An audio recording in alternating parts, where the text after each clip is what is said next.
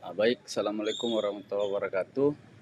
Jadi saya akan menjelaskan tentang membaca nyaring, intensif, dan ekstensif. Jadi, kenalkan saya Dini Piandri dari kelompok 8. Jadi yang pertama, saya akan menjelaskan tentang membaca nyaring.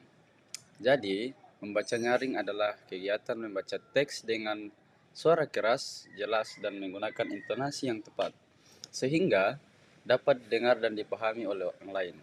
Kegiatan ini bertujuan untuk membantu siswa melatih kemampuan berbicara sekaligus memahami isi bacaan secara mendalam.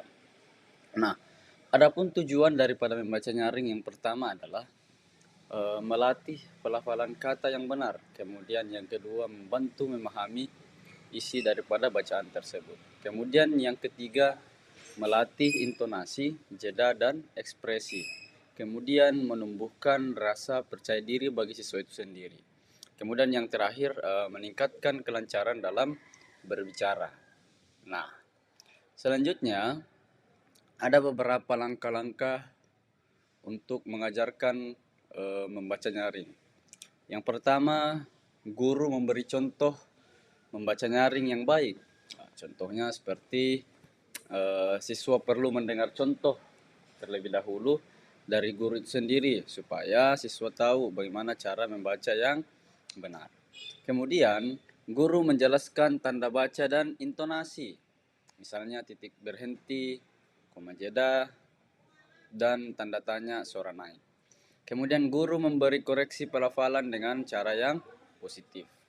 Nah, jika ada kesalahan, guru membetulkan dengan lembut agar siswa tidak malu. Kemudian yang terakhir, siswa membaca secara bergiliran. Gunanya apa? Untuk melatih keberanian dan memberi kesempatan untuk semua siswa agar dapat mencoba. Kemudian, penilaian membaca nyaring. Nah, tujuan penilaian ini adalah untuk mengetahui kemampuan membaca siswa sekaligus membantu guru memberi latihan yang sesuai. Nah, ini misalnya ketepatan pelafalan kata, kelancaran berbicara, intonasi dan jeda sesuai tanda tanya, kejelasan suara, dan ekspresi saat membaca. Nah, ini adalah beberapa penilaian ketika membaca nyaring. Kemudian selanjutnya adalah membaca intensif, ekstensif.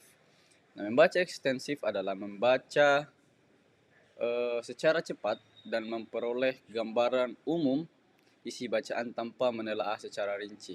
Tujuannya untuk mengetahui pokok-pokok informasi secara global, bukan memahami detail secara mendalam. Bentuk membaca ekstensif ini meliputi membaca survei, membaca skimming, dan membaca dangkal. Nah, membaca intensif adalah membaca suatu materi dengan cermat sehingga dapat memahami seluruh informasi yang disampaikan melalui bacaan. Kemudian, membaca intensif ini dibagi ke dalam dua jenis. Yang pertama, membaca telaah isi. Nah, ini maksudnya adalah membaca dengan teliti agar paham mengenai bacaan secara menyeluruh. Kemudian, membaca telaah bahasa. Nah, ini contohnya seperti kita membaca bahasa asing dalam membantu memahami kosakata itu sendiri. Kemudian, ada beberapa karakteristik dari membaca intensif. Nah, yang pertama, membaca agar memperoleh tingkat pemahaman yang tinggi dengan harapan mampu mengingat dalam waktu relatif lama. Nah, ini ada beberapa. Kemudian tidak memakai cara membaca tunggal, tapi dengan berbagai teknik membaca seperti scanning, membaca komprehensif, skimming, dan teknik yang lainnya. Nah, kemudian ada juga kita bisa membaca detail agar memahami seluruhnya meliputi isi dan bagian teks itu sendiri. Kemudian karakteristik yang lainnya itu sebagai dasar untuk belajar memahami yang lebih baik dan mengingat lebih lama. Nah, itu tadi mengenai karakteristik tentang membaca intensif.